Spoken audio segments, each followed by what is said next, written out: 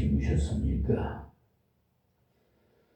중동 지역에는 불안한 상태인데 우리나라는 하나님 구하사 편안한 밤을 지내게 하신 하나님께 감사하시고요. 모든 일은 우연히가 아니라는 것만 아십시오. 다 하나님의 예정론에 의해서 이루어지고 있다는 사실을 꼭 아시고 하나님께 늘 범사에 감사하는 생활을 하시기 바랍니다. 그리고 이 나라 대통령으로 세운 하나님 세우신 이재명 대통령이 지금 외국 순방 중에 있으니 여러분 다 같이 기도해 드리고요. 그것은 바로 나를 위해서 기도하는 것과 같습니다. 대통령의 업무가 바로 우리의 삶의 직결이 되기 때문입니다. 자, 좀 시야를 높게 생각하시고 저 높은 곳을 향해서 달려갑시다. 오늘은 요한복음 8장으로 넘어가서 1절에서 11절 말씀을 봉독해 드리고 서론에 이어서 한 절 한 절 강론으로 말씀을 드리겠습니다. 예수는 감람산으로 가시다 아침에 다시 성전으로 들어오시니 백성이 다 나오는지라. 앉으사 저희를 가르치시더니 서기관들과 바리새인들이 가늠 중에 잡힌 여자를 끌고 와서 가운데 세우고 예수께 말하되 선생이여 이 여자가 가늠하다가 현장에서 잡혔나이다. 모세는 율법에 이러한 여자를 돌로 치라 명하였거니와 선생은 어떻게 말하겠나이까? 저희가 이렇게 말함을 고소할 조건을 얻고자 하여 예수를 시험함이러라. 예수께서 몸을 굽히사 손가락으로 땅에 쓰시니 저희가 묻기를 맞아 아니하는지라. 이에 일어나 가라사대 너희 중에 죄 없는 자가 먼저 돌로 치라 하시고 다시 몸을 굽히사 손가락으로 땅에 쓰시니 저희가 이 말씀을 듣고 양심의 가책을 받아 어른으로 시작하여 젊은이까지 하나씩 나가고 오직 예수와 그 가운데 섰는 여자만 남았더라. 예수께서 일어나사 여자 위에 아무도 없는 것을 보시고 이르시되 여자여 너를 고소하던 그들이 어디 있느냐? 너를 정죄한 자가 없느냐? 대답하되 주여 없나이다. 예수께서 가라사대 나도 너를 정죄하지 아니하노니 가서 다시는 죄를 범치 말라 하시니라. 아멘. 참 이 말씀이 얼마나 마음에 와 닿습니까, 여러분? 우리는 대부분 정죄하기를 앞서서 생각해요. 그런데 예수님의 그 지혜스럽고 덕스러운 말씀에 우리는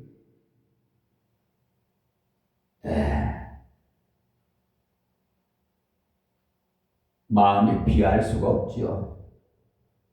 예. 저와 여러분도 다 이 가늠한 여자나 똑같아요.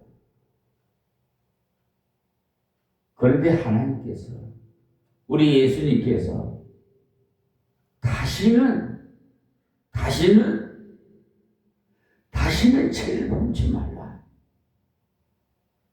이 말씀 여러분 꼭 마음에 간직하시고 이 세상 사는 동안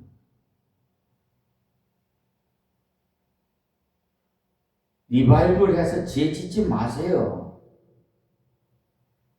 거듭 죄를 짓지 마라 이 말입니다. 그럴 때는 하나님께서 또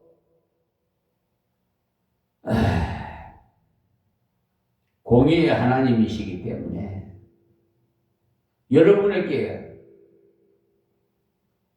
채찍이 와요. 문제가 발생한단 말입니다. 세상 말로 집안에 우환이 생기든지 갖가지 사고 사건이 발생된다 이 말씀입니다.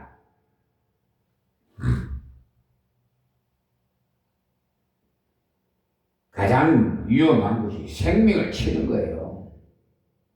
멀쩡한 젊은이가 갑자기 교통사고 나서 세상을 떠나는 경우도 있잖아요. 살았다고 볼 수가 없어요. 날 때는 순서가 있지만 죽을 때는 순서가 없어요.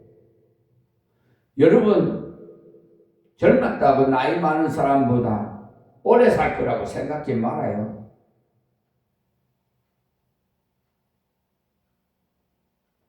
예수님께서 초막절에 예루살렘 성전에 올라가셔서 7장에 나오는 중요한 교훈인 인간이 하나님의 은혜를 잃어버린 가장 큰 이유는 죄 때문이었고, 그 죄를 하나님 앞에서 속죄함을 받는 길은 하나님이 보내신 구세주이신 그리스도를 믿어야 한다고 하셨어요. 그뿐만 아니라 구세주를 믿을 때 성령을 주셔서 배에서 강처럼 흐르게 해 주신다는 말씀도 주셨어요. 죄 사함을 받는 데서 그치는 것이 아니고 하나님의 성령이 우리를 완전히 주장하실 때 진정한 우리의 모든 문제를 해결받는다는 것을 말씀하신 내용이었습니다. 그런 말씀을 듣고도 아주 감격해하는 사람이 있는 반면에 어떤 사람들은 예수님을 아주 못마땅하게 생각했어요. 그러나 그 중에 많은 사람들은 예수님 그 말을 듣고 좋게 평가를 했습니다. 심지어 예수님을 잡으러 왔던 사람들까지도 지금까지 이런 말을 하는 사람을 처음 보았다. 구약의 말씀을 이렇게 해석해 주는 분은 처음 본다. 이렇게 하면서 예수님께 대해서 좋게 평가하는 분들이 많이 있었습니다. 자, 그럼 본론으로 들어가서 1절입니다. 본문입니다. 예수는 감람산으로 가시다. 이렇게 7장 53절에 보니까 다 각각 집으로 돌아가고라고 했죠. 그러나 예수님은 집으로 돌아가지 않으시고 감람산으로 갔었어요. 우리가 아는 대로 예수님이 말씀하시는 곳이 여도 굴이 있고 공중에 새도 집이 있으되 인자는 머리 둘 곳이 없도다라고 하셨죠. 다른 사람은 다 집으로 돌아가는데 돌아갈 곳이 없는 예수님은 감람산으로 가셨어요. 저 역시도 머리 둘 곳이 없어서 저 오살리 제자실 금식 기도원에 굴러 갔어요. 15개월 동안 광야 예배를 드릴 때 말입니다. 이 예배당을 하나님께서 성축해서 봉헌 예배 드리게끔, 입당 봉헌 예배 드리게끔 은혜를 기적적으로 상상도 못해. 무슨 외부적으로 무슨 도움을 준 것도 없어요. 심지어 노예에서 지원도 없었어요. 총에서도 없고. 오직 우리 교회 자체 세 가정이 하나님께서 기적을 베푸신 거지요. 없는 것도 있게 하신 하나님, 빼앗아 주시는 야곱의 하나님,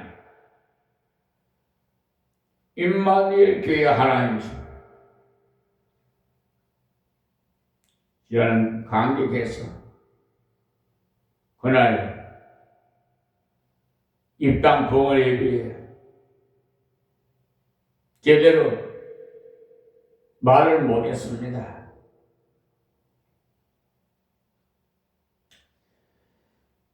다른 사람들은 다 집으로 돌아가는데 돌아갈 곳이 없는 예수님은 감난산으로 갔는데 거기에 자주 가서 기도를 하셨는데 그 중에 특별히 겟셋마네에 가서 기도를 많이 했어.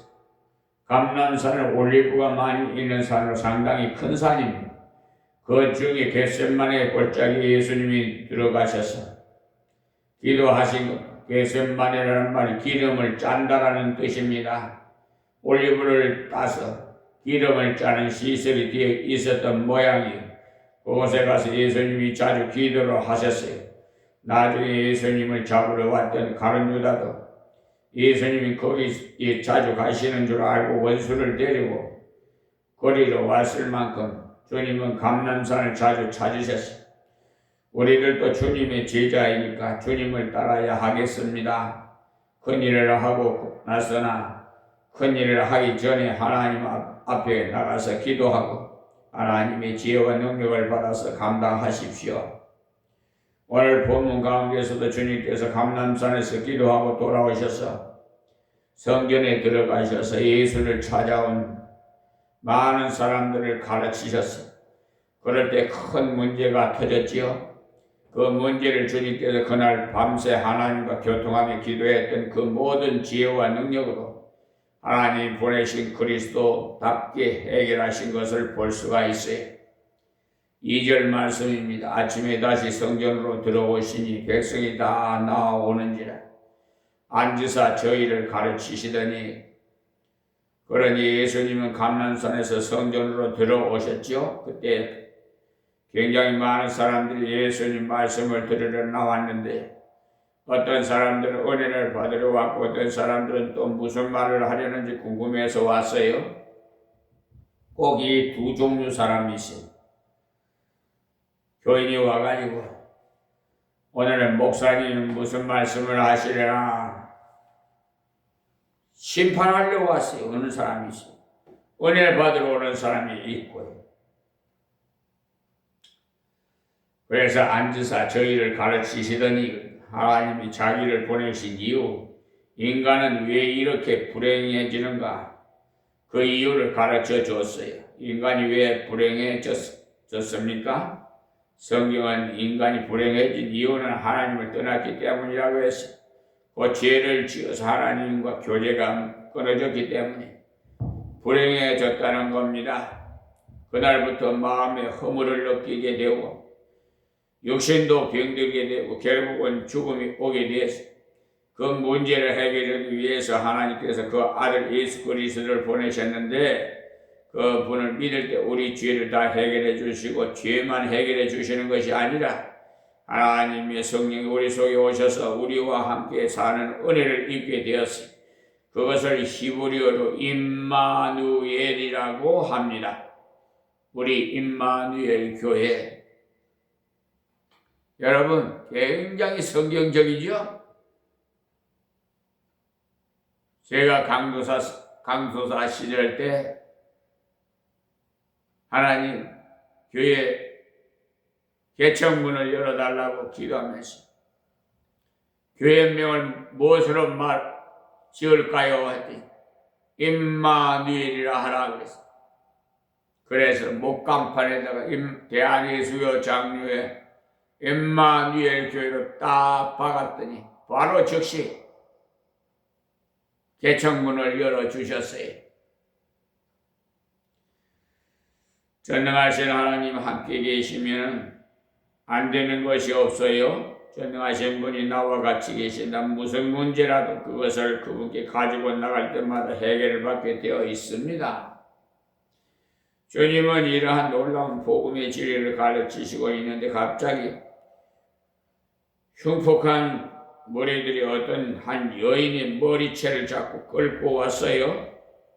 예. 자, 3절 말씀이에요. 서기관들과 바리새인들이 간음 중에 잡힌 여자를 끌고 와서 가운데 세우고, 그러니까 항상 예수님을 감시하고 이런 사람들이 서기관들과 바리새인들인데 이들이 한 여자를 끌고 왔는데 이 여자는 간음하다가 현장에서 잡혀온 여자예요. 자, 4절 5절 말씀에 예수께서 말하니 선생이여 이 여자가 간음하다가 현장에서 잡혔나이다. 모세는 율법에 이러한 여자를 돌로 치라 명하였거니와 선생은 어떻게 말하겠나이까. 그러니까 특별히 구약의 내용을 들어서 예수께 질문을 함으로써 이렇게 대답해도 문제가 되고 저렇게 대답을 해도 문제가 되도록 질문을 했어요. 그러니까 완전히 올가미를 씌우려고 한 거죠.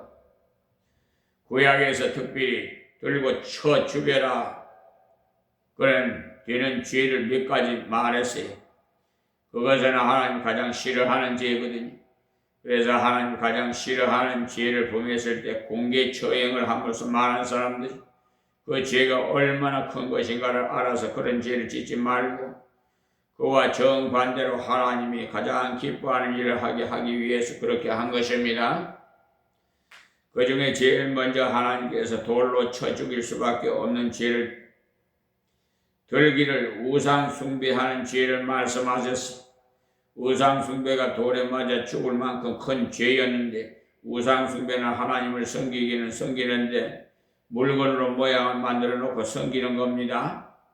하나님은 영이시 예배하는 자가 신령과 진정으로 예배할지니라고 앞에 4장에서 배웠죠.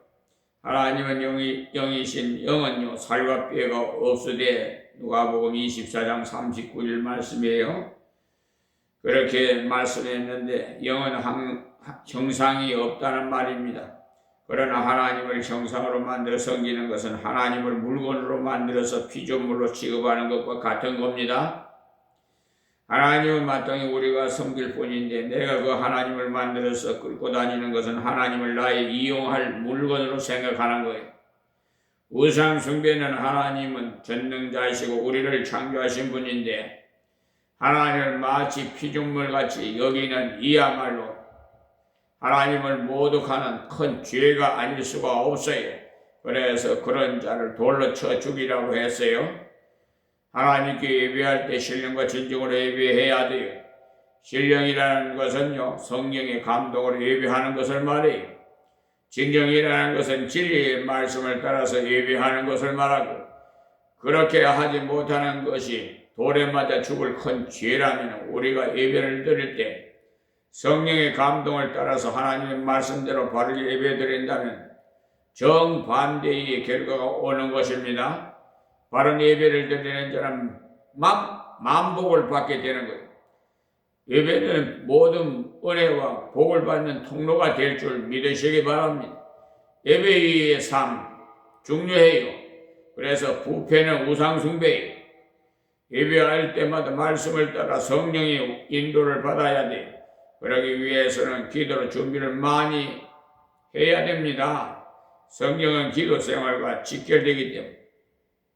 그 다음에 또 무슨 죄가 돌에 맞아 죽을 죄인가 하면 부모를 치는 자, 부모를 거역하는 죄가 돌로 칠 만큼 큰 죄입니다. 하나님의 신령과 진정으로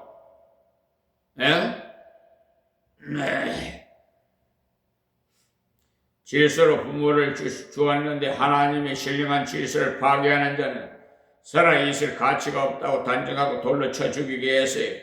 그 반대로 부모를 잘 공경하면 땅에서 잘되고 장수하는 복을 준다고 했어요.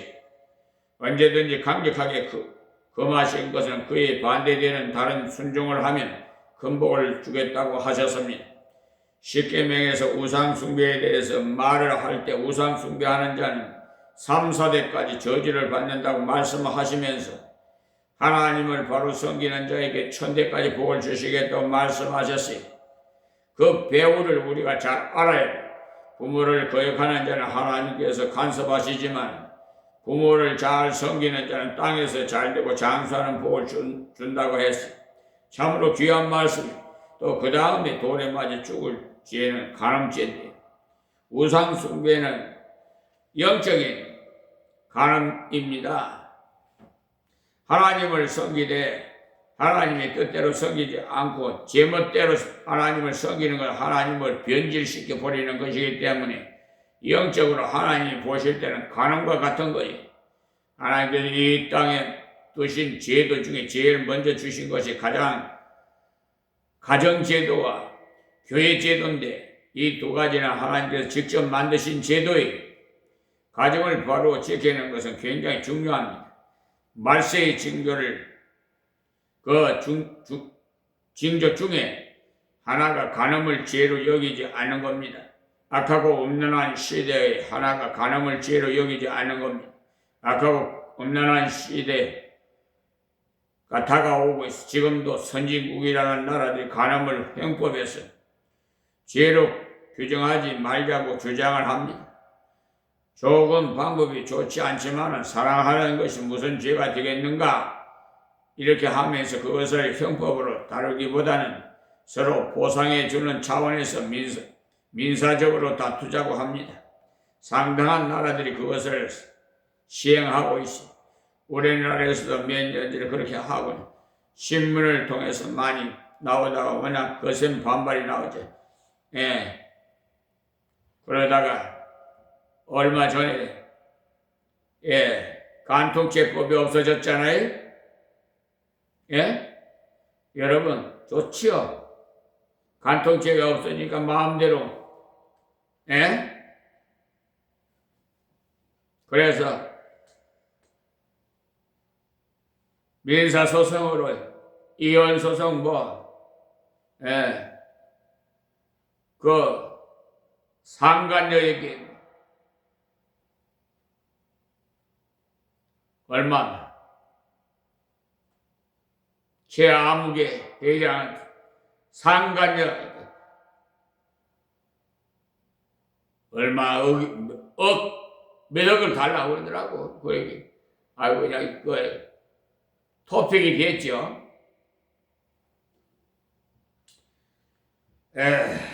사랑을 빙자한 죄는 가장 더러운 죄. 원래 귀한 것이 썩으면 제일 더러워요. 밥이 썩으면 냄새가 별로 많이 나지 않지만 계란이 썩으면 냄새가 많이 나는 것과 같이 사랑은 아주 귀중한 것이지만 그것이 변질이 됐을 때는 추잡해요. 부부간의 진정으로 사랑하면서 살아가는 것은 작은 천국과 같이 아름다운 겁니다. 그러나 그것이 변질되면 가장 더러워요. 그래서 간음을 아주 악한 죄로 간주하고 간음한 자를 돌로 쳐 죽이도록 했어요. 그래서 이 자리에 다시 한번 강조합니다. 목회자들, 목사님들은요 절대로 성추행하면 안 돼요. 돌로 쳐 죽고 싶어요? 그리고 목사님이 재혼할 때 절대로 이혼한 여자나 창기 같은 자와 결혼하면 안 돼요. 구약이 다 에레미야에 다 기록이 되어 있어요.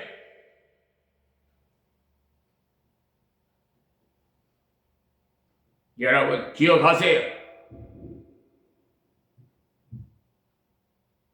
그거 다 뜻이 있어요. 한번 이혼한 여자는요 그 습성을 버리지 못해요. 십자가에 가는 길이 그리 쉬운 줄 압니까? 그러니까 세상적으로 방탕생활 하던 여인이 사무 역할 제대로 하겠어요?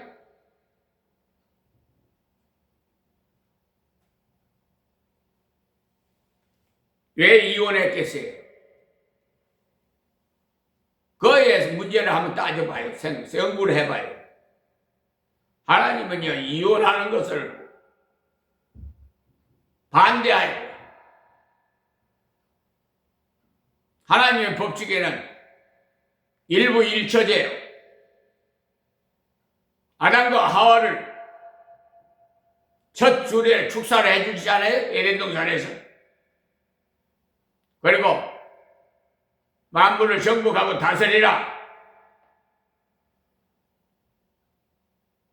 에덴 동산에 있는 모든 유실수는 다 먹되 선악과를 아는 유실수만, 과일만 먹지 말아라. 먹는 날에는 정령 죽으리라.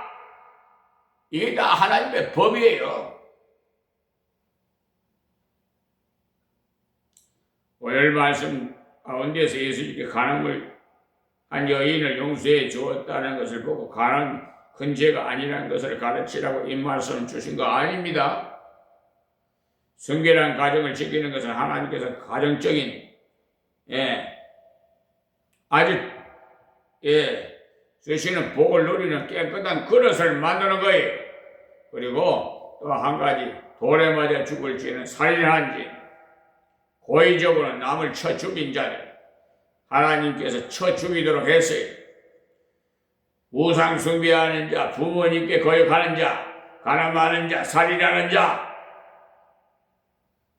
이런 자는 도로만 아주 극형에 쳐야 돼. 하나님께서 가장 미워하시는 죄가 이 네 가지.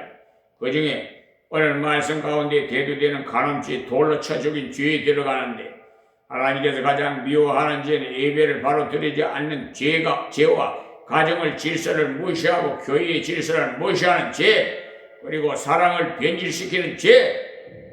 하나님께서 기뻐하는 순결된 가정을 지키는 것은 또한 큰 복이라고 했습니다. 그리고 사람의 생명을 인간이 함부로 어찌할 수가 없어요.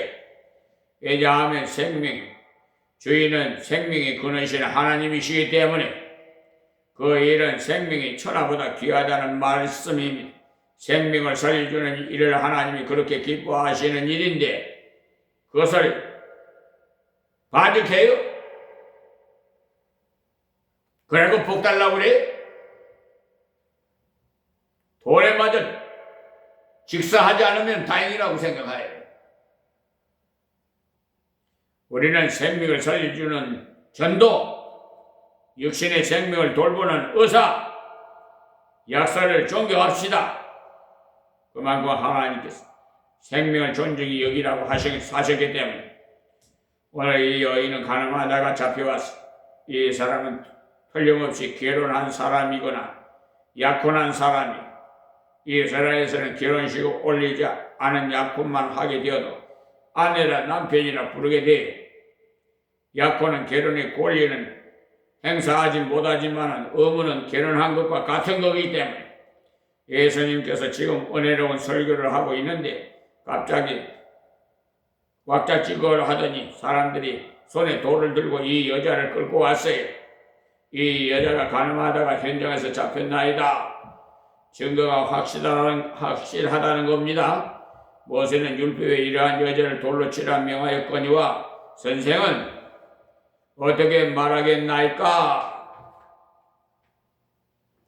레위기 20장 10절에는 가늠한 자는 죽이라고 되어 있습니다. 신명기 22장 22절에서 24절까지에서도 역시 가늠한 자는 돌로 치라는 이야기가 나와요. 그런데 정말 이상한 것은 왜 남자는 끌고 오지 않았을까요? 우리들도 남자가 가늠한 것에 대해서는 조금 실수했다, 어쩌다가 불장난했단다, 그런 따위 소리를 해요. 여자가 가늠을 했을 경우에는 완전히 죽일 인간으로 취급을 하고, 그러나 성경은 그렇게 말하지 않아요. 간부와 음부를 다 돌로 쳐라고 했어요. 남자와 여자 다 돌로 치라 했어요. 이때 이 사람들은 자기들의 전통적인 생각만으로 여자만 끌고 와서 하는 말이 모세는 돌로 치라고 했는데 선생님은 어떻게 말하겠습니까? 하는 거죠. 자, 6절 말씀이에요. 자기가 이렇게 말하면 고소할 조건을 얻고자 하여 예수를 시험함이러라. 예수께서 몸을 굽히사 손가락을 땅에 쓰시니 그러니까 예수님은 스스로 죄인이 친구이며 죄를 해결해 주시려 오셨어요. 그런데 죄를 짓고 온 사람을 보고 돌로 치라고 했다면 죄인의 친구가 죄인을 죽이라고 하더라 할 것이고, 또 만약에 돌로 치면 문제가 커지고, 이스라엘에서는 모세의 율법으로 돌로 치게 되어 있지만 이때 이스라엘은 로마의 소국으로 로마의 법으로 다스림을 받고 있을 때입니다. 로마법에는 가늠한 사람에게는 돌로 치라고 되어 있지 않고 재판을 해서 그 죄의 적당한 법을 내리도록 되어 있어요. 그런데 돌로 치라고 했다면 어떻게 되겠습니까? 로마법을 어긴 것이 되기 때문에 예수님이 사회의 법정에 세울 명분을 얻게 되는 것이죠. 또 만약에 예수님께서 돌로 치지 말라고 한다면 어떻게 되겠어요? 하나님 말씀을 어긴 사람이 되고, 그래서 예수님이 하나님 보내서 온 자가 아닌 것을 증명할 수 있게 되고 예수님이 인기를 폭락시킬 수 있는 좋은 기회를 얻게 되는 거죠. 이것을 악용해서, 그래서 딜레마라고 하죠. 이러지도 못하고 저러지도 못할 상황에 빠지게끔, 이들은 6개월 후에 예수님께서 다시 6월절에 올라갔을 때 또 이와 비슷한 질문을, 우리가 로마 나라의 세금을 바쳐야 되겠습니까? 안 바쳐야 됩니까? 하라고. 만약에 뱉으라고 한다면 어떻게 되겠어요? 매국노라고 할 것이고, 또 바치지 말라고 한다면 로마 법정에 고소를 해서 저 사람이 세금을 바치지 말라고 하더라고 할 것이고, 그때 예수님께서 금방 대답을 하지 않으시고 너희들이 세금 바칠 때 내는 돈을 보여줄 수 있느냐고 했죠. 그러니까 예수님은 돈을 가지고 있지 않으셨어요. 그들이 내미는 은도는 한쪽에는 가이사 황제의 형상이 새겨져 있고요, 한쪽에는 돈의 액수가 쓰여져 있으면서 로마 정부의 보증이 쓰여져 있어요. 그것을 가지고 이 그림과 글이 누구의 것이냐 하고 물으셨어요. 이게 가이사의 것입니다. 그때 예수님이 그들의 물음에 가이사의 것은 가이사에게 주고 하나님의 것은 하나님께로 바치라고 했어요. 그 말에 아무도 의의를 피하게 하지 못했어요. 가이사의 것은 가이사에게 주라는 것도 합당한 말이었고, 하나님의 것은 하나님께 드리라는 말도 근본적으로 그 돈은 하나님의 것이니 틀린 말이 아니었죠. 그러니까 교회의 헌금도 바로 하고 나라의 세금도 바르게 내라는 말씀이. 그런데 한국교회 제가 건면합니다. 연말에 기부금 영수증 폐쇄하십시오.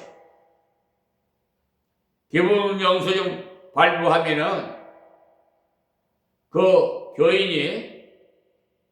교인과 함께 발부한 교회가 책망을 받습니다. 그걸 잘 간직하십시오. 왜냐고요? 하나님께 드리는 거는 하나님께, 가이사의 거는 가이사에게 드려야 되는데, 하나님 앞에 드린 물질의 기부금을, 영수증을 끊어주면 세금 공제받잖아요? 그 이유가 뭐예요? 기부금 영수증 끊어주는 이유가 뭐예요? 세금 공제받으려고 하는 거 아니에요? 그러니 하나님 앞에 드린 예물을 빙자해서 깎아?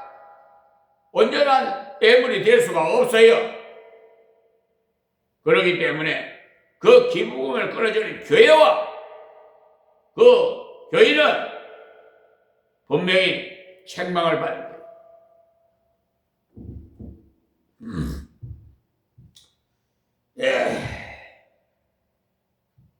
소리 듣지 마세요. 주님 앞에 가서 시험 받을 때 여러분, 죄에 대한 것은 심판 다 끝났어요. 구원했기 때문에. 그러나 행한 죄에 대해서는 심판받아요. 교회 헌금도 바로 하고 나라의 세금도 바르게 내. 조금 유식한 말로 말하면 인륜과 천륜은 다 지키라고 하고 너무나 합당한 교훈이기 때문에 그들은 꼼짝 못해. 이때도 유대인들의 예수님을 고소할 근거를 찾으려고 혈안이 있었어요. 그럴 때 예수님 몸을 굽히시고 땅에 글을 쓰셨다고 해서 우리들이 대부분 실수하는 건 무슨 말이냐? 끝까지 들어보지도 않고 알았다 알았어 하는 말, 아주 건방진 자들, 교만한 자들. 목사나 원로 목사님도 마찬가지예요. 연하에 아주 나이가 적은 목사님이 서가지고 설교한다고 저 후배 목사가 나한테 은혜 되겠나 말씀이 이렇게 먼저 선입관이 먼저 들어가요. 그 말씀 내가 많이 했는데 더 건방져가지고 교만해가지고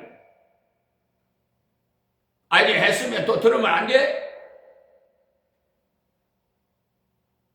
저는요 저희 학교 학생들 어린애에게 나는 은혜를 받아요. 어떤 때는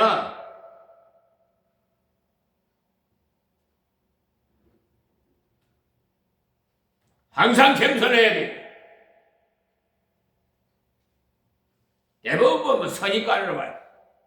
아이고 저 농촌에 있는 교회 보잘것없는 데서 목사 은혜 받겠나? 이런 선입관으로 와가지고 은혜 받고 나서는 회개하더라니까요. 결국은 하나님 불러서 가셨지만 그 사모라는 자는 은혜를 많이 받더만 난 속았어요. 완전히 아주 그냥 예? 나한테는 카톡으로 예? 지기현 판사를 위해서 기도 좀 해달라고. 아이고 윤석열 대통령 형 좀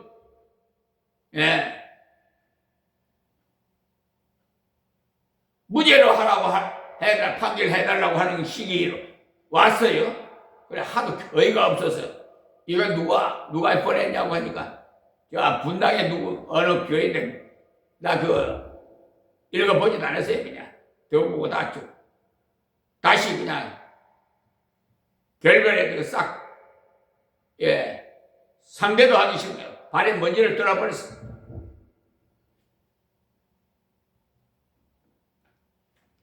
카톡 그냥 나가버렸어요. 아예 그냥 싹 지워버렸어요. 나는 위로하고 참 존경스러워서 내가 깜빡 속았어요. 그러니까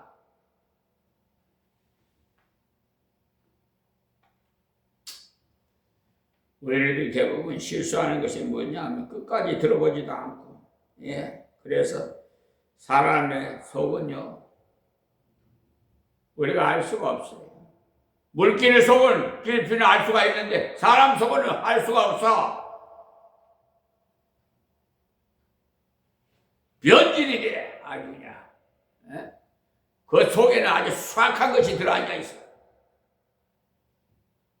성령이 충만해야 되는데 그 속에는 아주 이가 그냥 꽉 차 있어가지고 지금도 그렇게 유튜브 방송 듣는 모든 분들이 아이고 그 설교 몇 번 들었는데 더 건방진 자들 교만한 자들 복받을 자는요 그런 게 아니에요. 계속 여러분 밥을 한 번만 육신의 밥 한 번만 먹고 안 먹습니까? 하나님 말씀 계속 먹어야 돼요. 세상 말로 뭔 노래가 있더라? 또 보고 싶은데 그런 노래도 있더만 왜 하나님 말씀 받으면 또 받고 싶은 생각이 왜 없어? 만나고 또 만나고 싶고 그렇지. 그래야 은혜가 넘치고 복이 넘치지. 예수님이 이때 하나님의 뜻을 그들에게 가르쳐 주기 위해서 땅바닥에다 글을 씁니다. 그때 무슨 내용이 글을 쓰셨는가에 대한 추측은 많습니다만 어떤 사람은 십계명을 썼을 것이라고 하는 사람이 있는 반면에 어떤 사람은 오늘 본문의 내용처럼 죄 없는 자가 먼저 돌로 치라고 쓰셨을 것이라고 합니다. 여러 가지 추측이 있지만 무엇을 쓰시려는에 대해서는 아무도 몰라요. 하여튼 예수님은 글을 쓰셨고 그들이 읽었을 때 유익이 되는 글을 쓰셨어요.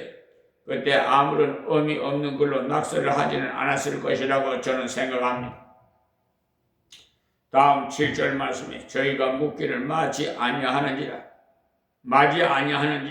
이에 일어나 가라사대 너희 중에 죄 없는 자가 먼저 돌로 치라 하시고, 그러니까 예수님이 글을 쓰고 있으니까 이들이 묻는 것을 그치지 않았어요. 빨리 대답을 하기를 독촉했습니다. 주경학자들 중에는요 아마 글을 모르는 사람들이 거기에 많았을 것이라고 합니다.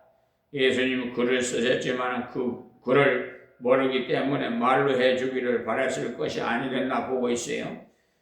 어쨌든 예수님께 집요하게 대답을 하기를 기다렸어요. 우리들도 이럴 때 글을 쓰는지 기도를 하든지 대응할 준비를 하는 것이 좋습니다. 느헤미야가 술 맡은 관원장으로 있을 때 술을 왕에게 갖다 바치는데 얼굴에 수심이 가득 찬 채 갖다 바쳤지요. 왕이 그것을 보고 왜 얼굴에 수심이 있느냐고 물었을 때 느헤미야가 벌벌 떨었어요. 왕 앞에서 수심이 가득한 얼굴을 나아가면 큰일이 납니다. 그것도 술 맡은 관원장, 왕을 기쁘게 해줄 책임이 있는 직책을 감당하고 있는 사람인데 그런 자가 얼굴에 수심이 가득 차 나아간다는 것은 참으로 위험하죠. 그래서 그때 두려워하면서 나의 고향이 성이 타고 무너져 너무 마음이 착잡해서 그랬습니다. 용서하십시오 했더니 임금이 내가 너에게 무엇을 줄꼬 하고 물었어. 그때 느헤미야가 그 자리에서 잠깐 묵도하고 대답을 했다고 했어요. 그 짧은 순간이지만 하나님께 먼저 잠깐 기도하고 대답을 했다는 이 말입니다. 느헤미야 2장 1절에서 9절 말씀을 참고하십시오. 그렇기 때문에 그 소원이 이루어져 자기 나라를 돌아가 성을 다시 쌓고 돌아올 수 있게 되었어요. 그것을 보면 우리가 모든 문제, 특별히 급박한 문제를 만났을 때는 좀 더 기도하고 좀 더 하나님의 뜻을 살펴보시고 대처하는 것이 좋습니다. 오늘 여기 보면은 예수님은 금방 대답을 하지 않으시고 글자를 쓰시다가 계속 물으니까 그때서야 예수님께서 너희 중에 죄 없는 자가 먼저 돌로 치라고 했어요. 남을 돌로 치는 것은 재판하는 것이고 정죄하는 것인데 네가 남을 정죄하려면 죄 없는 자가 정죄를 하고 죄 없는 자가 재판을 해야지 죄 있는 사람이 할 수 없다는 뜻입니다. 간음죄는 짓지 않았다가 하더라도 도둑죄를 했을 것이고 또 남을 미워했다면 그것도 죄이기 때문에 그런 죄를 지은 자는 남을 재판할 수가 없으니까 모든 면에서 깨끗한 자가 정죄를 해야 한다는 말씀이에요. 지금 우리나라의 사법부의 판검사들 이제는 좀 정신 차려야 될 것 같아요. 잘못하면 자기들을 정죄를 받게 됐어요. 이제 끝장났어요. 사법부 3법이 통과됐죠? 그요. 법 왜곡죄, 수정을 해서 형사사건에 의해서 한다지만 사실요, 그 법 왜곡죄 아니라도 직권남용죄로 다 들어갈 수, 고소할 수 있어요. 현재 있는 형법으로도 얼마든지 고소할 수 있어요. 그러니 우리는 사람들이 죄에 대해서는 크게 나타내서 형편없는 인간이라고 욕을 하지만 정작 자신은 그것보다 더 큰 죄를 짓고 있는 경우가 허다해요. 다시 말해서 법관들이 더 죄를 많이 짓고 있는 사람이 법관이 있다 이 말입니다. 그러면서도 자기가 지은 죄는 별것이 아닌 것처럼 생각하고. 자, 8절 말씀. 다시 몸을 굽히사 손가락을 땅에 쓰시니 예수님께서는 그리고 난 다음에 다시 글자를 계속 쓰는데 이들이 스스로를 잘 살펴볼 수 있도록 기회를 주신 겁니다. 다음 9절에 저희가 이 말씀을 듣고 양심의 가책을 받아서 어른으로 시작해서 젊은이까지 하나씩 나가고 오직 예수와 그 가운데서는 여자만 남았더라. 그래 이들이 예수님의 그 말씀을 듣고 나서 자기 자신을 살펴보면서 양심의 가책을 받았겠죠. 어른으로 시작해서 젊은이까지 나갔다고 했는데 어른들이 먼저 나갔어. 그래 오래 사셨으니까 죄를 지은 것이면 더 많겠죠. 하나씩 나가고 올 때는 우르르 몰려와도 도망갈 때는 한꺼번에 가지 않았어. 하나씩 깨달은 사람부터 나가기 시작했어. 사실은 이때 어떻게 해야 되겠어요? 깨달았으면 그 자리에서 돌을 버리고 주님 생각해보니 정말 죄가 큰 죄인입니다. 돌로 치료했던 죄가 실제로는 돌을 맞아야 될 인간이었습니다. 나를 불쌍히 여겨주소서 해야 제일 좋은 방법인데 살살 도망을 가기 시작했어. 어른이 가고 나니까 나중에 젊은이까지 가버렸어. 오직 예수와 그 가운데 섰는 여자만 남았더라. 예수님과 여자 둘만 남았죠. 10절에 예수께서 일어나서 여자 위에 아무도 없는 거 보시고 이르시되 여자여 너를 고소하던 것들이 어디 있느냐? 너를 정죄한 자가 없느냐? 그때 일어서서 보니까 아무도 없고 여자만 고개를 푹 숙이고 있었어. 그래서 여자여 너를 고소하는 그들이 어디 있느냐? 너를 정죄한 자가 없느냐? 하고 물었죠. 다 아시면서도 왜 묻습니까? 이렇게 물어보신 것은 그에게 자기 자신을 돌아보고 주님께서 자기를 얼마나 불쌍히 여기신다는 것을 깨닫게 하기 위해서였습니다. 아니 보면 다 아는데 뭐 물어볼 거 뭐 있겠어요? 그런데 예수님이 하신 말씀은요 다 크신 뜻이 있어서 그래요. 깊이가 있어서. 지금도 우리를 보고 주님은 너를 고소하는 자가 없느냐 하고 물으십니다. 자 11절 말씀 대답하되 주여 없나이다. 예수께서 가라사대 나도 너를 정죄하지 아니하노니 가서 다시는 죄를 범치 말라 하시니 주여 아무도 없나이다. 나는 마땅히 죽어야 하는데 아무도 나를 정죄하지 않고 다 가버렸습니다 라고 했어요. 죄가 없는 예수님만 돌을 던질 자격이 있습니다. 그런데 예수님은 나도 너를 정죄하지 아니하노니 가서 다시는 죄를 범치 말아라 하셨어요. 얼마나 자비로운 말씀, 은혜로운 말씀 주셨습니까? 자기가 죄인인 것을 마음속으로 크게 뉘우치는 이것을 이 여인에게 뉘우치고만 있지 말고 이제는 가서 생활을 고치라고 했어. 그것이 회개입니다. 회개는 뉘우치고 돌이키려고 죄를 고백만 하는 것은 회개가 아니에요. 그것을 회개만 하고 개는 하지 않는 것입니다. 잠언서 28장 18절에 보면 자기 죄를 숨기는 자는 형통치 못하나 죄를 자복하고 버리는 자는 불쌍히 여김을 받으리라고 했어. 자복하고 버려야 불쌍히 여김을 받는다고 했어. 그것이 참 회개입니다. 오늘 새벽에 여기서 두 가지 죄인이 나오는데 한 가지는 자기 죄를 숨기는 죄인인데 숨기는 자는 다 도망가고 그 사람은 아무 은혜도 받을 수 없어. 그 다음 자기 죄를 드러낸 사람 자기 죄를 잡아보고 버리는 자는 불쌍히 여김을 받았어. 지금 우리에게도 이것은 대단히 중요한 진리입니다. 다른 사람이 볼 때 죄를 짓지 않은 것처럼 보이는 사람, 곧 죄를 숨기는 것이 행복한 것이 아닙니다. 우리의 모든 문제의 밑바닥에는 죄가 깔려 있어요. 고민이 있습니까? 걱정이 있습니까? 갈등이 있습니까? 하나님 앞에 죄가 있을 때 형제와의 사이에도 갈등이 생기고 부부 사이에도 원만하지 못하고 하나님과의 문제가 해결되면 사람과의 사이에 생긴 문제도 해결이 돼요. 같은 요한이 기록한 요한 1서 1장 8절에서 10절의 말씀에 보면 만일 우리가 죄 없다 하면 스스로 속이고 또 진리가 우리 속에 있지 아니할 것이요 만일 우리가 우리 죄를 자백하면 죄는 미쁘시고 의로우사 우리 죄를 사하시는 모든 불의에서 우리를 깨끗하게 하실 것이요 만일 우리가 범죄하지 아니하였다 하면 하나님을 거짓말하는 자로 만드는 것이니 또한 그의 말씀이 우리 속에 있지 아니하니라고 하셨어요.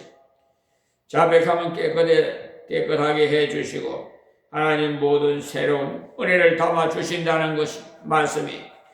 그러나 절대로 오해를 가지고 마세요. 죄는 즉시 자백해야 돼요. 구원의 회개는 한 번뿐이. 여러분이 예수를 믿기 전에 지은 모든 죄를 예수 믿는 순간 다 사함받은 줄 믿으시기 바라요. 낱낱이 제 이름을 다 고해야 사함받는 것이 아니, 내가 죄인 줄 알고 죽게 돌아설 때 해결이 다 됩니다. 십자가 옆에 한 강도를 보십시오. 일평생 죄만 짓고 강도짓만 하고 살았는데 예수님께 주여 당신의 나라에 이를 때 나를 기억하소서 했을 때 구원받았어. 자기가 죄 덩어리라는 것을 알고 자신은 하나님 나라에 자격이 없기 때문에 천국에 가게 해달라고 기도를, 하나님 나라에 갈 자격이 없기 때문에 천국에 가게 해달라고 기도하지 않았습니다. 나를 기억하소서라고 했지요. 왜 그렇게 기도했겠어요? 예수님이 자기를 십자가에 못 박는 자를 위해서 뭐라고 기도했습니까? 아버지, 저들을 사하여 주옵소서. 자기가 하는 일을 알지 못한 인이다라고 기도했죠. 자기를 못 박는 자를 위해서 사죄의 은총을 구하는 기도를 하는 것을 보고 아무리 큰 죄인이라도 받아주시는 분이라는 것을 알았습니다. 그것을 알고 나니까 당신이 나라에 이를 때 나를 기억해 주신다면 나는 소망이 있다 이 말이죠. 간절한 마음으로 주님께 돌아섰어. 그도 그전까지는 예수님을 욕했어. 십자가 옆에 두 강도가 다 욕을 했어. 야, 너도 십자가에서 내려오고 우리도 좀 내려주면 네가 구주인 줄 믿겠다고 조롱까지 했어. 그러다가 예수님이 그 기도를 듣고 이 강도는 회개하는 마음이 생겼어. 옆에 있는 강도가 계속 욕을 하고 있으니까, 야, 너는 욕을 하지 말아라. 우리는 마땅히 죽어야 될 인간이지만 이분은 잘못한 것이 없다. 그러면서 주여 당신 나라에 이를 때 나를 기억하소서라고 했어. 그럴 때 예수님께서 너와 내가 함께 오늘 낙원에 있으리라고 하는 파격적인 은혜를 선포하였습니다. 우리가 주님께로 돌아서는 순간 지금까지 어떤 죄를 지었더라도 나의 모든 죄를 주님께서 다 사하신 줄 믿고 그 주님께 신앙 고백하고 돌아설 때 영원히 구원을 받게 된 겁니다. 그런데 우리가 예수 믿고 난 다음에 짓는 죄가 문제예요. 예수 믿고 난 다음에 지은 죄는 우리를 지옥에 보내지는 않더라도 하나님과의 관계가 나빠지게 돼요. 기도가 안 되는 은혜가 막힙니다. 그러나 돌아서 우리의 죄를 자백할 때 다시 은혜의 문이 열려 하나님 우리를 향해서 불행하게 살지 말고 빨리 자백하기를 원하십니다. 자백하면 깨끗하게 해주시겠다고 하시죠. 구원의 회개는 한 번밖에 없지만 주님을 닮아가는 성화의 회개는 주님 앞에 가는 순간까지 우리가 범죄해서 넘어질 때마다 빨리 자백하면 깨끗함을 받고 주님의 은총을 새롭게 받게 됩니다. 그 유명한 다윗이 시편 51편에 그가 그렇게 큰 죄를 짓고도 하나님께 회개하면서 고백한 내용을 보면은 시편 51편 10절에서 11절 말씀입니다. 하나님이여 내 속에 정한 마음을 창조하시오. 내 안에 정직한 영을 새롭게 하소서. 나를 주 앞에서 쫓아내지 마시며 주의 성신을 내게서 거두지 마소서라고 했어요. 우리가 구원받은 후에 다시 죄를 지으면 성령의 역사가 강같이 흐르지 못해. 성령의 역사하지 않습니다. 역사하더라도 근심으로 역사해. 그러니 마음의 근심과 걱정과 불안이 떠나지 않아요. 그래서 다윗은 이렇게 기도했어. 주의 구원의 즐거움을 내게 회복시키시고 자원하는 심령을 주사 나를 붙드소서라고 시편 51편 12절에도 말씀하시죠. 그는 이미 구원받았기 때문에 구원을 회복시켜달라고 기도하지는 않았습니다. 죄를 지을 때 구원의 즐거움이 사라지고 그 죄를 회복해야 할 그때 구원의 즐거움이 회복이 돼 다윗이 구원받고 난 다음에 살인죄도 짓고 간음죄도 지었죠. 그때 이 시를 지었을 때 구원을 회복시켜달라는 말을 하지 않고 구원의 즐거움을 회복시켜달라고 했어요. 자원하는 심령을 주사 나를 붙드소서라고. 그러니까 구원의 즐거움 있는 그 순간부터 자원합니다. 우리도 구원의 즐거움이 있을 때 예배도 자원해서 드리고 구원의 즐거움이 없는 사람은 예배를 드리러 오면서도 끌려서 나와요. 오늘 또 나가지 않으면 전도사님이 전화할 텐데 하면서 옵니다. 예배를 통해서 하나님의 만복을 내리시는데 감격하면서 올라오는 것이 정상인데 그 복을 받는데도 억지로 끌려서 나오고 이해가 되지 않아요. 하나님 앞에 죄를 자백할 때 구원의 즐거움이 회복되고 자원하는 심령이 생겨 예배도 자원해서 전도도 자원해서 기도도 자원해서 합니다. 자원해서 하면 살맛이 나요. 그리하면 내가 범죄자에게 주의 도를 가르치리니 죄인들이 죽게 돌아오리이다. 시편 51편 13절 말씀이 자원하는 심령이 되어서 범죄자들에게 전도하면 그들이 돌아오는 역사가 일어납니다. 왜냐하면 자기가 회복된 그 경험이 있으므로 그 경험을 가지고 말씀을 증거하니까 듣는 사람들이 자신이 넘어진 그 부분에 대해서 정확하게 알고 있는 것을 보고 당신도 그랬나 하고 돌아오게 됩니다. 그러므로 오늘 새벽에 이 말씀을 통해서 하나님은 자백하는 자로 그렇게도 기뻐하시고 아직까지 예수 그리스도를 모르시는 분은 자신이 죄인임을 인정하고 회개하고 예수 그리스도를 나의 주님으로 모시는 것을 통해서 하나님 앞에 죄를 낱낱이 고하지 않아도 지난 모든 죄를 한꺼번에 다 사함받고 이제는 하나님의 아들과 딸이 되어서 영원한 기업을 받게 됩니다. 이 기회를 놓치지 마시고 이 시간 주님을 영접하시기 바라요. 마음에 갈등이 있습니까? 가정에 문제가 있습니까? 그 문제를 다른 사람에게 찾지 말고 내게서 찾으십시오. 자꾸 우리는 남에게 문제를 찾으려니까 해결이 안 돼. 문제는 내게 있어요. 내가 고치지 않으면 해결이 안 돼. 고치는 방법은 주님께 내어놓는 겁니다. 오늘 본문이 내용에서도 자신의 죄를 숨기고 도망간 사람은 아무것도 해결을 받지 못해. 가난한 여인과 같이 그렇게 큰 죄가 있지만 주님께 내어놓은 사람은 놀라운 은혜와 자유함을 받았어. 이 시간 하나님께 나의 것을 다 내어놓고 간구하시면서 하나님은 우리에게 사죄의 은총뿐만 아니라 자유함도 주시고 자원하는 심령을 주시소. 우리의 예배가 우리의 순종이 놀라운 열매를 가져올 수 믿으시기 바랍니다. 하나님 감사합니다. 오늘도 주신 말씀 이미 말해주기 전에 싸우니 하나님 듣는 자마다 다 아버지 복되게 하옵소서. 깨닫고 회개하고 바른 길 가게 하옵소서. 다시는 죄를 짓지 않게 하옵소서. 하나님 저희들이 연약하오니 성령 충만케 하여 주셔서 압도해서 하나님 뜻대로 저희들을 사용해 주시고 이 세상 사는 동안도 늘 동행해 주시옵소서. 아버지 간절히 구하오니 한국교회를 회개시켜 주시옵시고 거듭나게 해 주시옵소서. 또한 하나님께서 세운 이재명 대통령 외국 순방 중에 있사오니 함께해 주시고 아버지여 정상회담도 하나님 은혜 가운데 아름다운 열매가 맺히게 하여 주시옵소서. 또한 귀국하는 길도 함께해 주시고 이 나라의 민족 구보 살펴 김정은이를 불쌍히 여기사 구원해 주시고 북한에 있는 동포들도 다 구원해 주셔서 아버지여 남북이 평화 통일이 하나님 은혜 가운데 이루어지게 하시옵소서. 이 땅에 전쟁이 일어나지 않게 해주시고 모든 세계 무기는 평화의 도구로만 사용되게 하옵소서.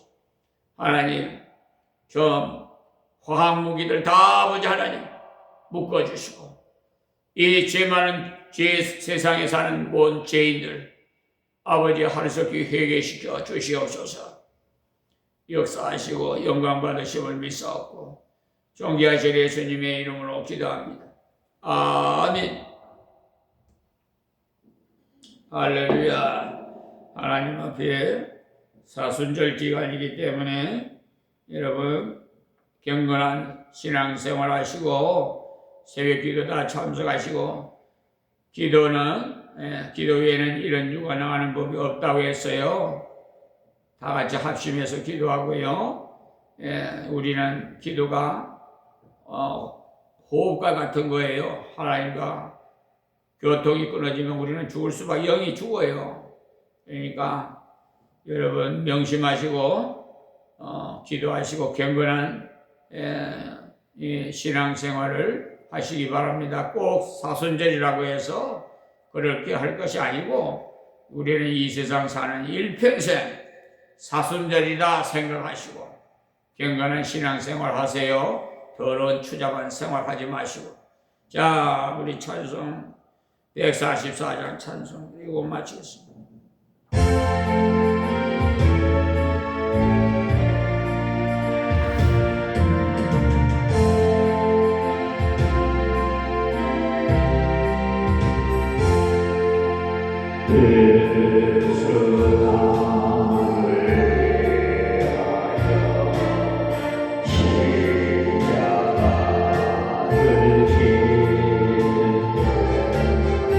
세상 죄를 지시고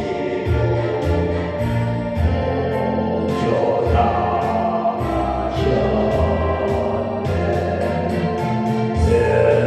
예수여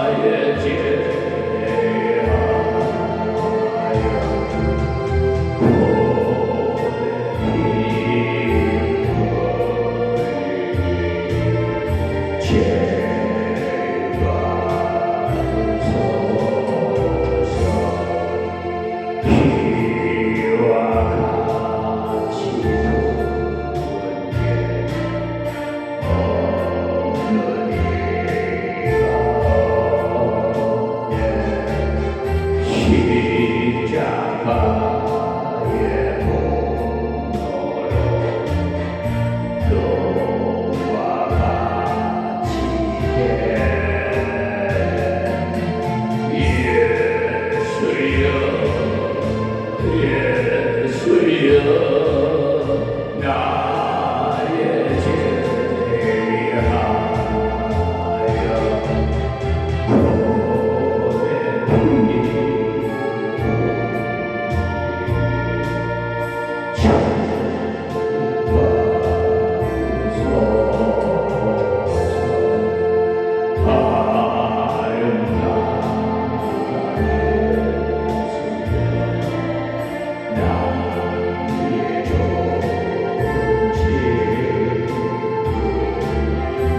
예수